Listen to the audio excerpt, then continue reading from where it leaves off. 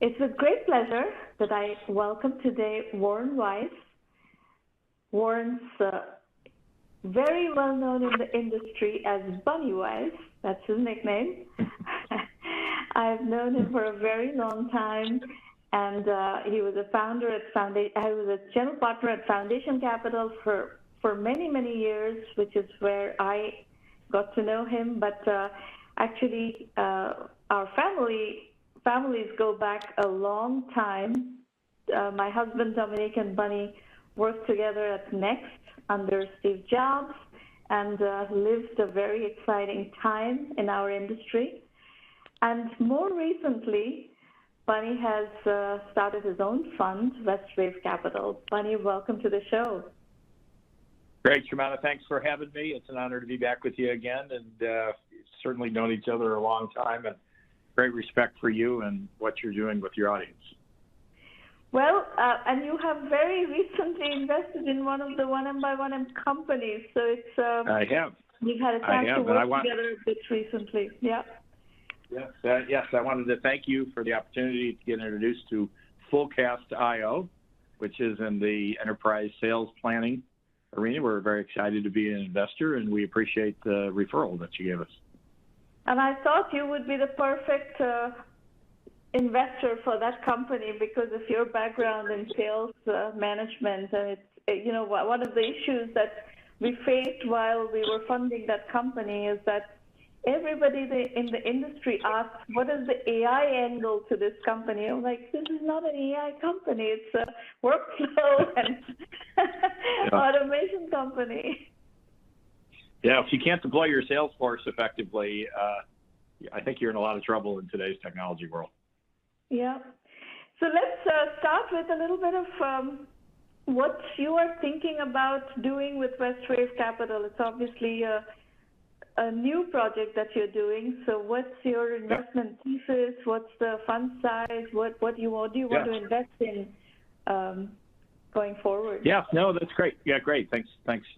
So WestWave Capital really is a 2018 was our first fund. Fund one was a $33 million fund. We're in the micro VC asset class category. That's kind of funds designated to be under 100 million. The focus of the fund is enterprise only, SaaS applications, security, cloud infrastructure and edge computing, IoT and 5G, and we have some theses around artificial intelligence and what it should be used for around engineering productivity. And those are the immediate thesis. We've invested in 41 companies.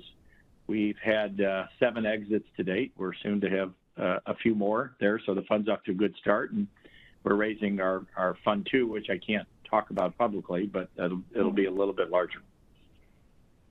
So in fund 1, what is the check size that you've been writing? Yeah, we started initially with $300,000 checks. We're now up to $500,000. And in our next fund, we'll be writing checks up to $2 million as we'll be taking a little bit more ownership. First fund was really agnostic about ownership. We really wanted to get our brand out there and work with great firms. We're very strategic in how we think about who we do our seed, pre-seed, and Series A projects with. I've been at this a long time. The data's overwhelming. Who you invest with really matters. And what do you like to see before you write a $300,000, $500,000 check, or what you're going to be doing going forward? What level of validation are you looking to see, especially in an enterprise play? What kind of what stage are we talking about? You know, by way of metrics? Sure. It's really situation dependent, but you know, I would say the data that we've collected, about 40% of our projects had some customer revenue at a few customers. I wouldn't confuse that with them having really product market fit, but they've been able to demonstrate kind of beyond an MVP that they have a product that actually works. We've also done many projects that have no revenue and they don't even have a product yet. So, you know, our thesis is in the micro VC asset class space. The initial rounds are between 1 million and 3 million, and we partner with angels and other micro VCs, and sometimes with Series A firms, but lately it's unusual that will happen. Yeah, so, the micro VC asset class is completely segmented. Yes. Yes, and So, all the Series A and all the other alphabet soups that you wind up getting funded have also moved up quite a bit in terms of the right. size of each of those rounds. And geography, money, are you investing all through the United States, all over the West Coast? What are you thinking? Yeah, I would say that about 70% of our projects are here in the Valley still, Okay. although, they're highly distributed teams these days with, kind of work from anywhere, especially during the pandemic. We do have a couple projects in Europe and none in Asia. I think that would be harder for us to do, although we're actually talking with one now. The requirement for us, if it's outside the U.S., that eventually they are going to move to the U.S., and that we have a partner, a venture partner that's local on the ground to assist the firm. And, we're very strict about that because we want to have good co-investors. Okay. Now, you started off by saying you've already had 7 exits within 3 years, 2.5, 3 years. So talk to me a little bit more about the exits and, what are the circumstances of these? That's unusual, right? For a small micro VC fund to have 7 exits within a 3-year period sounds very unusual. So could you elaborate on that? Yes. So, one of the areas that we're in is security. It's a bit of a cat and mouse game in terms of trying to stay ahead of the bad people, and the security business, the funding and the growth of the larger enterprise security companies is, they're hungry for growth. And so they're looking for acquisitions that can be tuck-ins. And for us, that's represented a 30% IRR, even though they've been small dollar amounts. And so we really focus on funding great engineering teams, people that know how to build world-class products. So if they don't find product market fit, then, they've not burned through very much money, and they have very talented engineers, and they have some customers. And therefore, it's been pretty easy for us to exit those companies. And we use about half of that money to recycle, to go in other 10X style investments. So it's mostly been in the security-related field where we've seen these exits happen quicker. Very interesting. We have had the same experience. We sold a company called Adia from our portfolio to Qualys. This is before Philippe Couture passed away, actually a couple of years ago, and I knew Philippe very well. And we had exactly the same issues, that they were finding customers, but not quite high velocity product market fit. So I introduced them to Philippe, and Philippe and Sumedh basically acquired the company. So is everybody seeing this, a mode of investment in cybersecurity? Yeah, I think, the companies that are focused on enterprise are seeing this kind of activity in enterprise security for sure. It's very hard to build a standalone independent security company. And you've seen SentinelOne do it recently, but there are hundreds of small acquisitions that can really work for the entire ecosystem. Entrepreneurs have made good money at that, and they found a good home for their employees and customers, and they get to see their product live on and thrive and provide immediate impact to these larger security partners. Bunny, do you feel comfortable talking about the economics of such deals? How much money goes in? It's just a thumb rule. How much money goes in and how much money comes out? Yeah, what we try to work really hard with is the folks, whether we're doing kind of a pre-seed up to $3 million or a full seed up to $5 million, is, you've got to hit certain milestones. If you don't get to $1 million in ARR with raising that kind of money with a viable product, and have an efficient, way you go to market where you make 70 to 80% gross margin, then you really don't have a business that deserves to get Series A funding. We really believe it should be that, structured. And so in those cases, let's just say, Shamana, that $3 to $5 million goes in, and I would say as low as $15 million to $50 million would come out in terms of an exit, all within 3 years. And so while they're not large numbers, it's the right thing to happen in the marketplace. And like I say, if some of those, don't meet those requirements, we generally have worked very closely with the entrepreneurs because it's in their best interest to sell. If they go get a Series A, raise 20 to 25 million at most recently, our Series A's have been done. We've done 29 follow-on rounds at 85 post. Then, you're going to really struggle if you take that money from a dilution standpoint and then don't miss your numbers. And the Series B then become draconian. I mean, that's where they're really weeded out if they don't hit those Series A milestones to go from kind of 3 million to 10 million and then 10 million to 30 million. So we kind of lay that all out with the founders up front. And so it's not a surprise, and everyone's working towards a similar goal versus not being clear about what the goals and objectives are with the funding. Because venture capital money is expensive, especially at the earliest stages. It can be highly dilutive. So, I was a long-time entrepreneur, and I always try to watch out for the founders because I want them to understand, this is very expensive money, and you've got some very aggressive goals you need to hit if you want to be a significant winner and go out and build an independent company. Yeah. We have very aggressively developed a whole track within our program. We have a big education effort, right? And we are scaling that education effort right now with some very interesting partnerships, including with Udemy. The theme that we have developed around this topic is bootstrapping to exit. And by bootstrapping, I don't only mean companies that are working without any outside capital. I also mean companies that are working in a capital efficient way with small amounts of capital.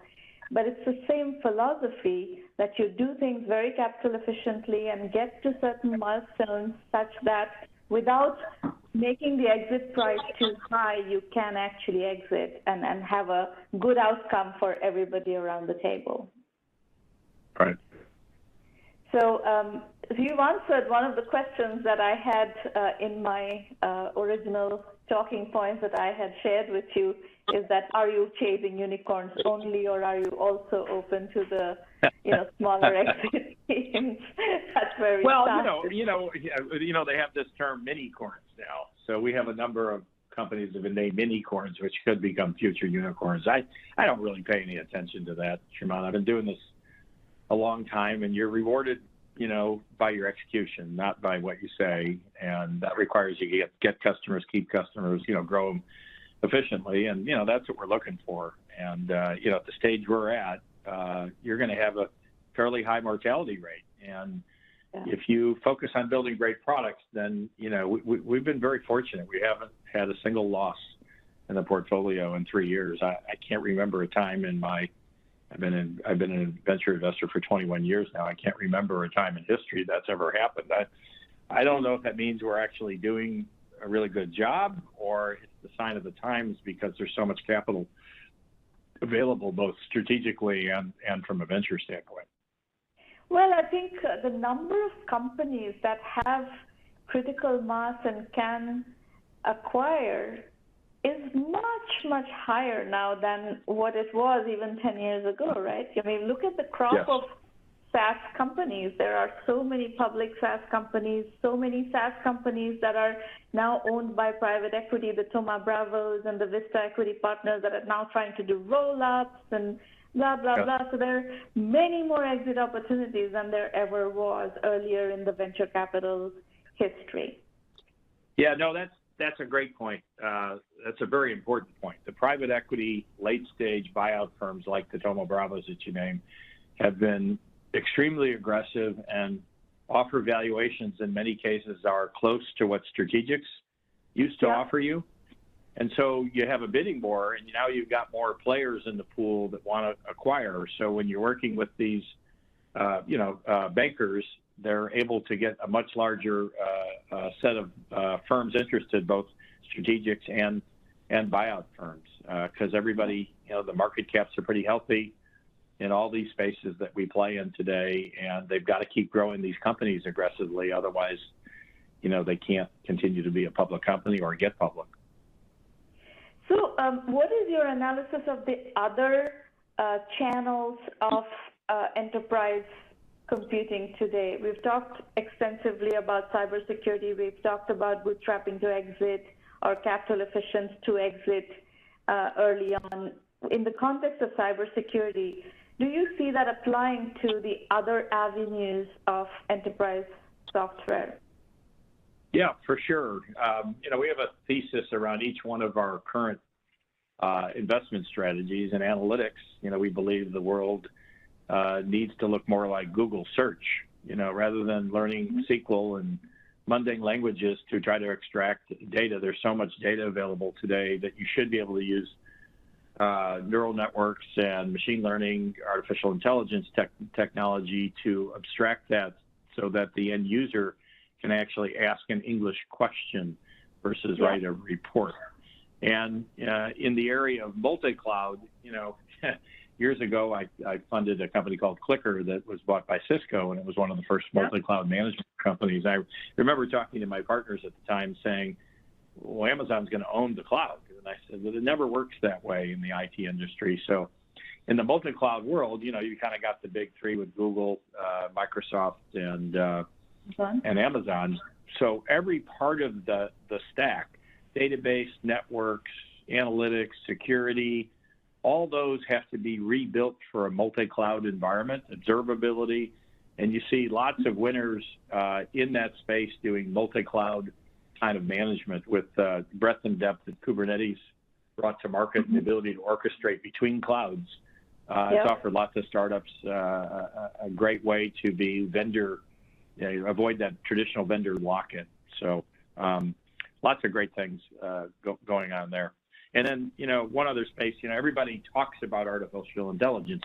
Many times in the early days of these companies, they don't really have any artificial intelligence because they don't have the data that they need to build the models on to create supervised or unsupervised learning models. So one area that we focus on, we believe that engineering, quality assurance, and building applications, building UI and UX can be done mostly by machine learning versus hand coding traditional systems. So we have a few companies that are in that space that are trying to take care of 80% of this using machine learning and fixing bugs with bots and things like that. So, and then the SaaS space, remains, very interesting. There's just so much disruption that new trillion-dollar industries are, being created. You see, banks becoming e-banks, insurance companies becoming insurance, and you pick every industry, supply chain, they're getting entirely reinvented.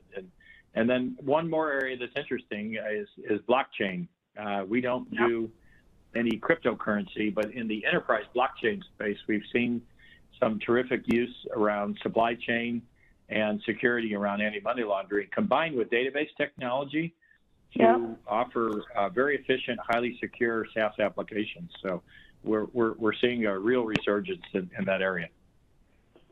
So I have a couple of thoughts listening to you.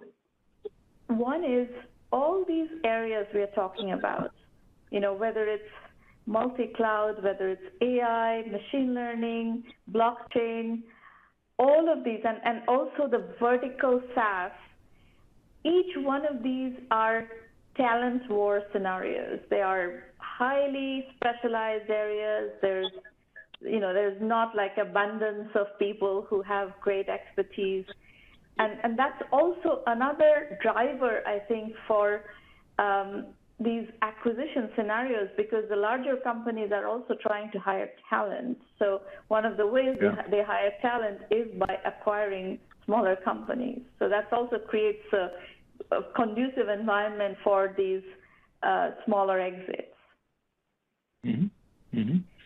Yeah, the whole workforce has been massively disrupted by the pandemic, and it's brought to light new issues about how people really want to work and where they can work from. And so those distributed nature in which you engage and hire and onboard and train and, with employees has become much more strategic. We have made a couple of investments in that HR-related space, and, it's HR, while sometimes it's difficult to sell because human resource executives, CHROs, have lots of business problems but not lots of power in companies, but they are being more and more empowered to keep these talented workers in the company. The amount of activity I see at the board to ensure that we're actually engaged with employees in the most efficient way is more than I've ever seen before. Yeah, I mean, I'm hearing it from everybody is that the talent war is just insane.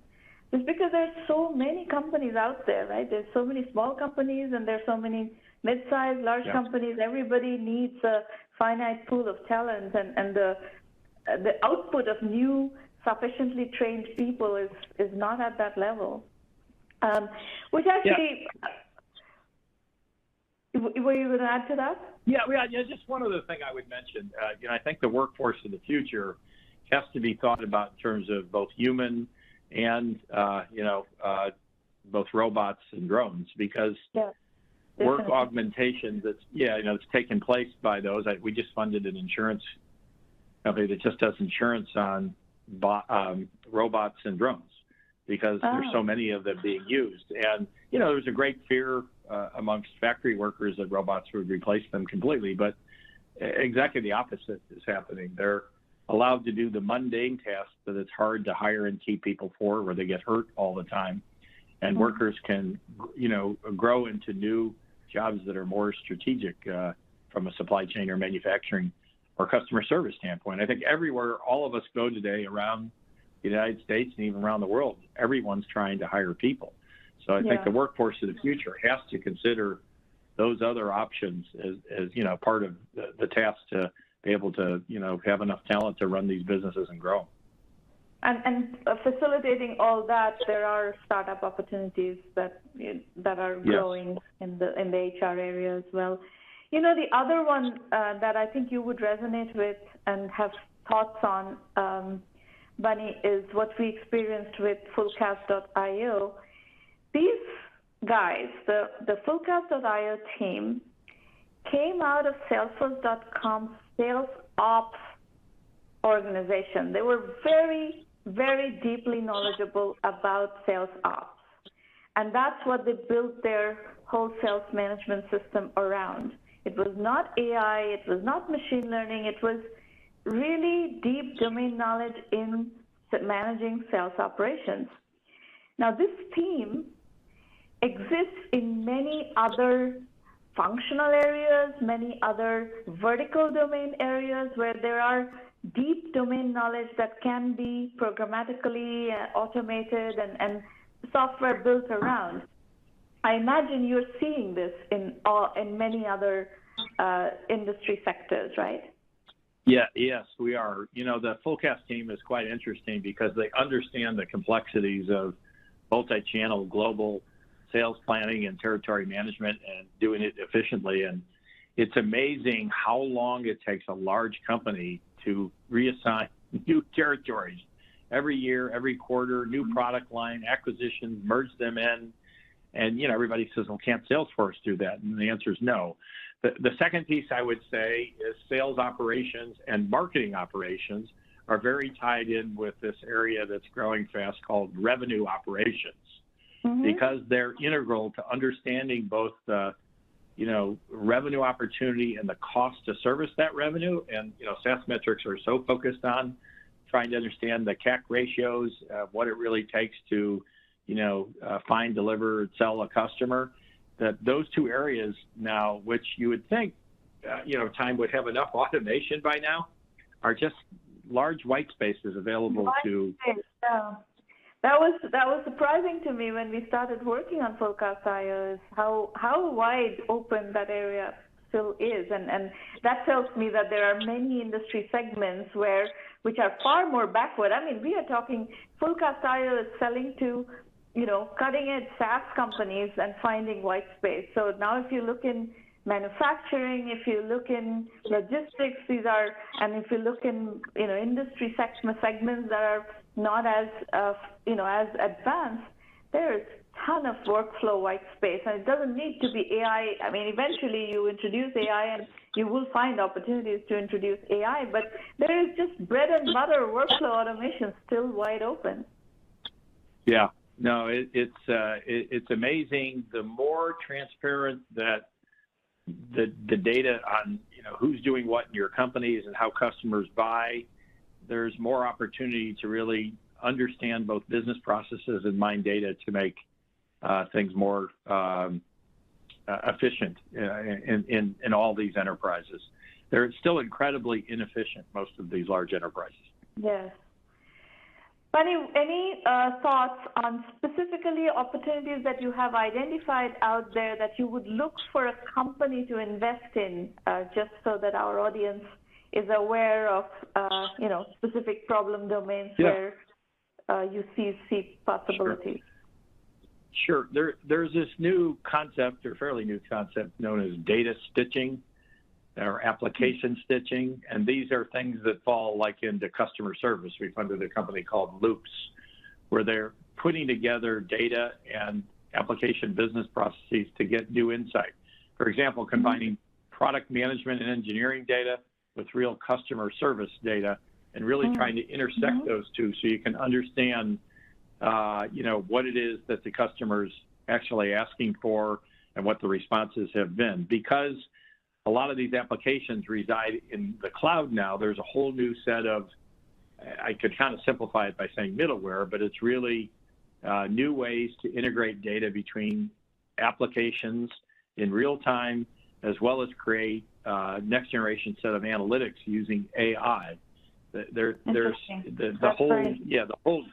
whole data warehousing business that was done centrally by IT, and then you built business analytics off that, really is going to go through a complete transformation, because now with the kind of integration that's available and the kind of usability, ease of use, and the amount of data that you can collect and act on in real time, everything is speeding up in these enterprises, and you can no longer sit around and argue about whose data is right before you make a decision. You really need to get accurate information and be fully transparent behind it. So I think that whole analytics space we're very excited about. I think these next generation applications, SaaS applications where you can use multiple sets of information coming from many different transactional data sources, is another place that's super exciting. The whole shift left movement in security, to be able to pick up and build an application from scratch using security properly. That's an area known as cloud posture management, is a big growth area as well.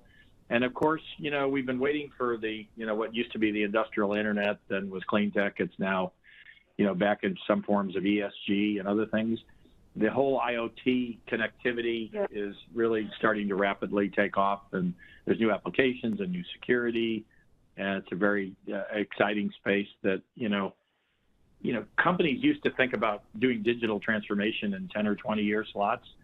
If you don't do a full digital transformation and become a digital native company, you're going to be out of business. And so the pressure, on these large corporations through things like COVID actually showed all of the flaws of these companies that couldn't engage digitally or sell digitally. And that's really, really helping the startup world, because you've got to innovate very fast now to take advantage of those opportunities. Well, the other great thing that has happened for startups selling to enterprises in COVID is that there are much bigger deals that are closing with no in-person interaction. And you must, with your background, you must appreciate that greatly. Yeah, well, we're figuring out that this is also involves fullcast, because we ask our head of sales or our chief revenue officer and our marketing CMOs to really document since the beginning of COVID how the marketing and sales process has changed, and to not go back just because we could see people in person and do the same jobs the way we used to years ago. And what you're finding is a lot of customers are really enjoying that. I mean, they're enjoying the fact that they can engage digitally. There is some fatigue from time to time, but the SaaS applications need to be incredibly responsive to remote marketing, selling, and customer service. And many of the original Gen 1 SaaS, you look at something like Workday, it's 20 years old now. Salesforce is 20 years old. And there's new ways in which to build these applications that are much more engaging, much rapid development cycles, and that's also provided startups great opportunities.